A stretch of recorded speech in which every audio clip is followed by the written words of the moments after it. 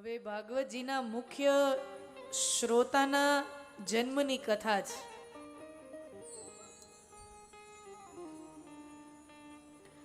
યુધિષ્ઠિર રાજા બન્યા,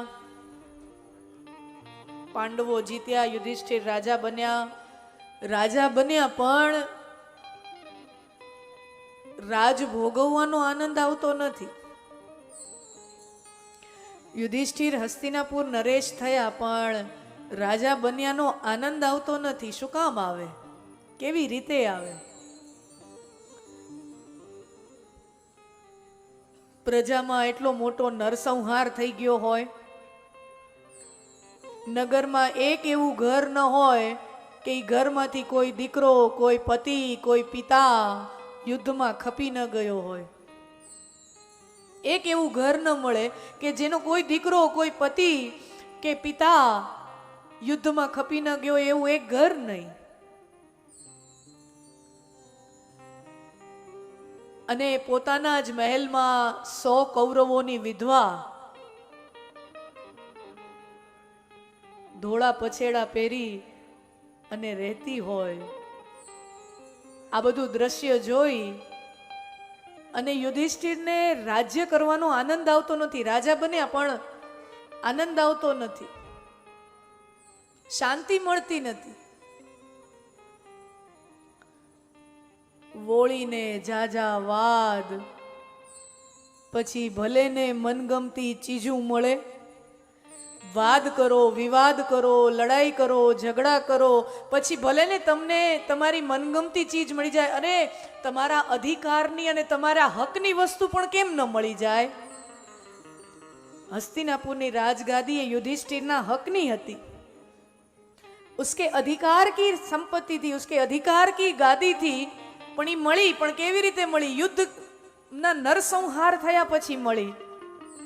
વોળીને જાજા વાદ, પછી ભલે ને મનગમતી ચીજું મળે પણ ઈ ચીજુમાં સ્વાદ કોઈ દી ટકે નહીં. કાગડા ઈ તમારા અધિકારનું હોય, હકનું હોય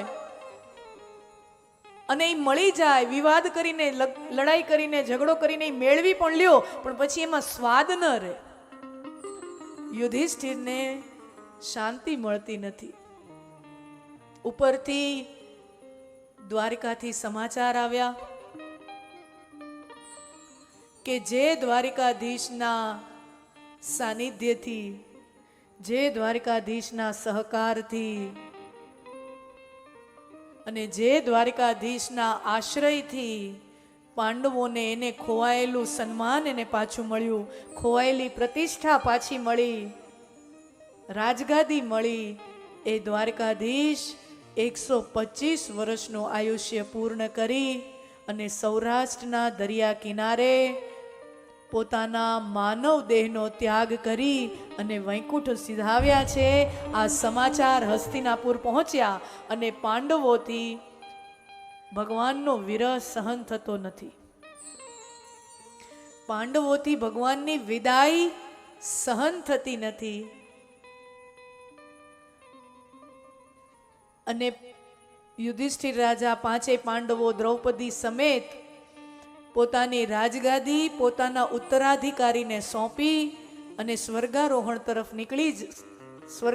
માટે નીકળી જાય. અને એ ઉત્તરાધિકારી છે, પાંડવોના એકમાત્ર જ ઉત્તરાધિકારી જે બચ્યા હોય એ છે અર્જુનના દીકરા અભિમન્યુ અને અભિમન્યુનો દીકરો પરીક્ષિત. પરીક્ષિત રાજાને રાજગાદી સોંપી અને 5 પાંડવો દ્રૌપદી સમેત સ્વર્ગારોહણ કરવા હિમાલય તરફ પ્રસ્થાન કરે છે. હવે કથા છે, જ્યારે મહાભારતનું યુદ્ધ ચાલી રહ્યું હતું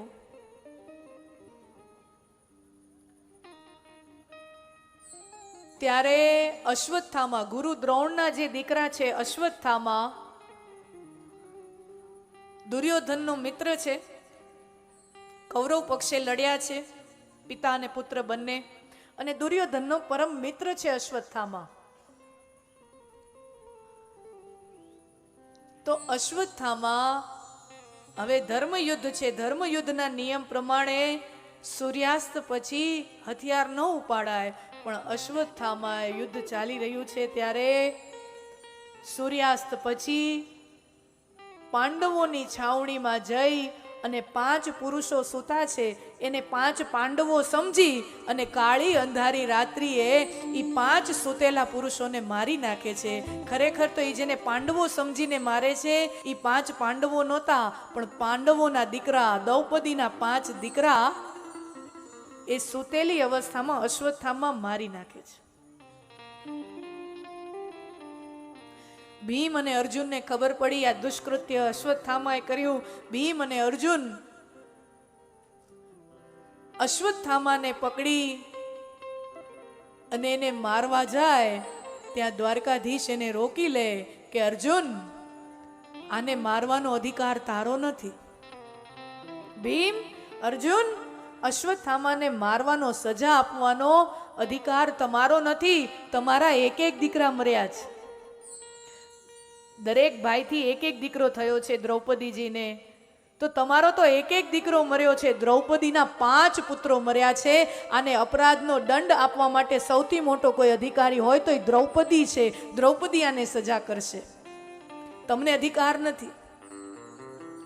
ભીમ, અર્જુન, શ્રી કૃષ્ણ અશ્વત્થામાને લઈ અને દ્રૌપદીજીની સમક્ષ હાજર કરે અને ભગવાન દ્રૌપદીને પૂછે, પાંચાલી, તારા 5 દીકરાનો હથિયારો આ અશ્વત્થામા તારી સામે ઉભો છે. બોલ દ્રૌપદી, માર દિયા જાય યા છોડ દિયા જાય?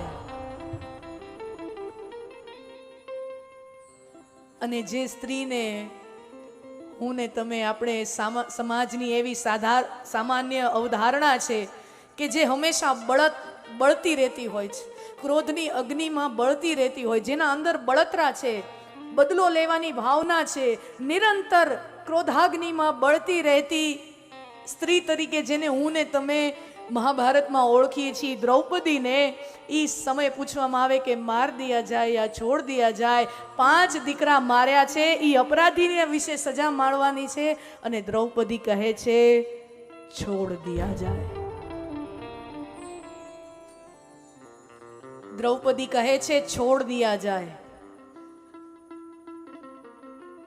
એ દ્રૌપદી જે કોઈ દી નમતું મૂકે એવું પાત્ર નથી, જે ઢીલું મૂકી દે એવું પાત્ર નથી, જે કોઈની સામે ઝૂકી જાય એવું પાત્ર નથી. એ દ્રૌપદી અત્યારે હવે 5 દીકરા મર્યા છે એની નજરની સામે અને એ કહે છે કે એના અપરાધીને, એના હત્યારાને છોડ દિયા જાય, એને કોઈ સજા નથી આપવી. અત્યાર સુધી યુદ્ધમાં બીજા મરતા હતા, એ તો બીજાના દીકરા હતા, બીજાના પતિ હતા, બીજાના ભાઈ હતા. હવે મર્યા એ પોતાના છે. અને ખરેખર છે ને, જ્યારે પોતાના ઉપર વીતે ને ત્યારે માણસને સમજાય કે યુદ્ધની ભીષણતા શું હોય છે. સામે ખાલી આંકડાઓ દેખાતા હોય ત્યાં સુધી યુદ્ધ કોઈ માટે મનોરંજન બની શકે, કોઈ માટે ગોસિપનું સાધન બની શકે, પણ જ્યારે પોતાના એની અંદર સંડોવાયેલા હોય, પોતાના દીકરા એના મૃતદેહો પડ્યા હોય, પછી ખબર પડે કે યુદ્ધની ભીષણતા શું છે. એ દ્રૌપદી જ્યારે યુદ્ધ શરૂ નહોતું થયું ત્યાં સુધી ઓલા પાંડવો છે, યુધિષ્ઠિર છે, એ તો વારંવાર સંધિ પ્રસ્તાવ કે ચાલો ને છોડી દઈએ, ચલો મૂકી દઈએ.